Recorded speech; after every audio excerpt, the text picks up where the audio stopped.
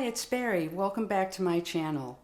Today I'm going to show you how I set up this planner in my Louis Vuitton Monogram Eclipse custom planner using cloth and paper items. It's not my main planner, and I'm going to show you how I use multiple planners in this series.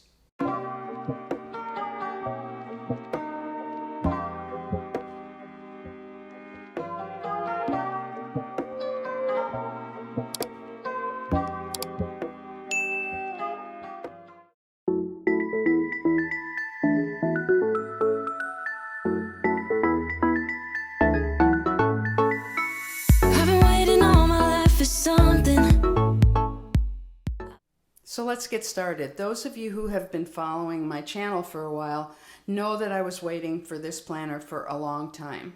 It was one that my husband got me for my birthday, and it was a custom order desk agenda from Louis Vuitton. It's in the desk agenda size, which is A5, which will then fit a half-letter disc planner, which is mostly what I use. You'll notice here that I have one of the brand new cloth and paper leather clips. It's just wonderful. It's magnetic, and I love the way that works.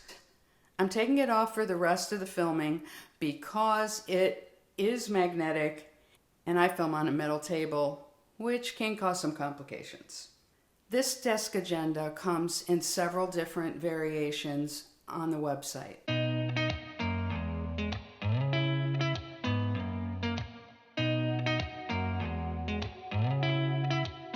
Since I love black and gray, I really wanted to get it in the Monogram Eclipse. It was a custom order from France, and it took 1 year to get it, but it was well worth the wait. I absolutely adore it. So let me show you how I have this set up. You'll notice that I have the cloth and paper Eclipse magnetic clip here. I love the shape of this, and it's in the contour black leather, which goes very well with this. This card that I have in here is a card that I got from cloth and paper probably 4 years ago. And then these two cards are more recent. I also love having this set of dashboards because it's two dashboards and they just go really well together.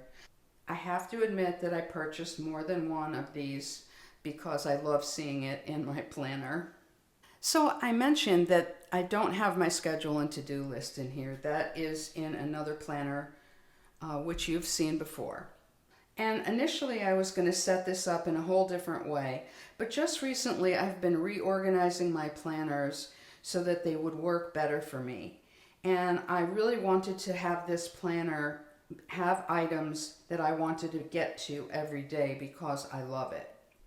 So behind the dashboard, I have the clear overview tab. And what I'm using that for is for my yearly overview. This is divided into months of the quarter, and you get to list some of the things that are important and then reflect for each month what happened. And I've tried to use this every year, and it's just a helpful way to look at some goals. The second section I have is my master. And what you're seeing here, these are the clear glass dividers, and you can put your own labels on them. Since this is a black planner, I love using clear labels with white foil text. This section is one I'm still working on because I'm reorganizing my planners. It's the master guide to what's in each planner and where to find it. The next section that I have is tech. I have a dashboard underneath each clear divider, and it needs to be something that will motivate me or has inspo that I really enjoy seeing. So on the tech one, I actually had a free printable from My Minimal Planner. I just printed it out on a piece of acetate so that it could layer over a cloth and paper dashboard that I got many moons ago. So in the tech section, I have things, some random technology things, my Wi-Fi system, just some other notes, etc. And it's all in one place so I can get back to it. My next section is marketing. This dashboard that's underneath, if you don't have it, I strongly advise it if you do like the sentiment, because it's got that nice velvet matte finish to it. Very nice. And this houses marketing information that I use. My next section is content, and then I just started a page where I'm going to put some YouTube content information. I have a separate planner just for my YouTube channel, but I wanted a page here where I could reflect on some things content-wise as part of my marketing. And this book really is mostly marketing and technology. This is the cloth and paper insert that I use the most. It's the Task Planner insert. I love the fact that it has the margin down the left because you can put small notes, dates, or check marks on one side, but it's lined, and you can also just use it to write with. I like to just use a label for a title because it makes the page look more official to me. I find when I have a title on the page, it feels more official and I want to write there. We got these over several months in the box with our weekly agenda. They were the cover page, and I pulled them all out to use as dashboards because I think they're just beautiful.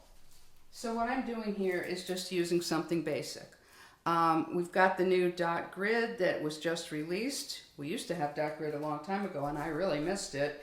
So I have to admit to buying a lot of packages of that during Black Friday. And again, I used different titles to just motivate me. And then I have a section for notes. I love these section covers on the very, very heavy vellum because they are great for layering. This happens to be the marble dashboard, and I really enjoy the way that looks together. And in the back, I just have some blank sheets of paper that I can take notes with. I could leave a miscellaneous note there, but mostly I wind up moving them to other appropriate sections. I think you know that I like to use acetate sheets because they protect. In the back, I have the dashboard that is two-sided, believe in yourself.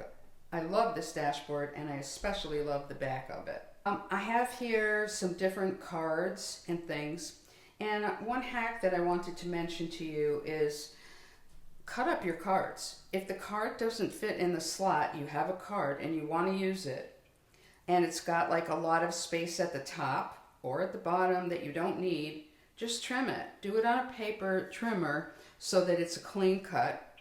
And that's what I did here. I cut down this card. I also use some I also use a little bit of tape, washi tape or regular tape on the back to keep things from falling out, especially if I've pulled them up from the pocket so that you could read more of what's on the card. I use 3/4 inch discs in most of my planners, especially the desk agenda. I want these to be thin, and obviously I could pull this out of here and I could put the cover back on the front. I don't need the cover when I'm in here, the clear cover. I do use the crystal clear covers on any of my planners that are not in a leather binder.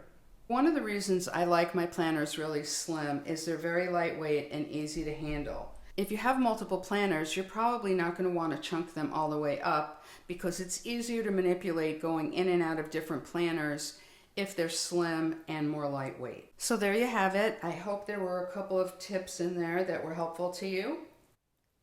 Leave me a comment below and tell me what you like best in this planner, or tell me which planner you'd like me to do next in this series.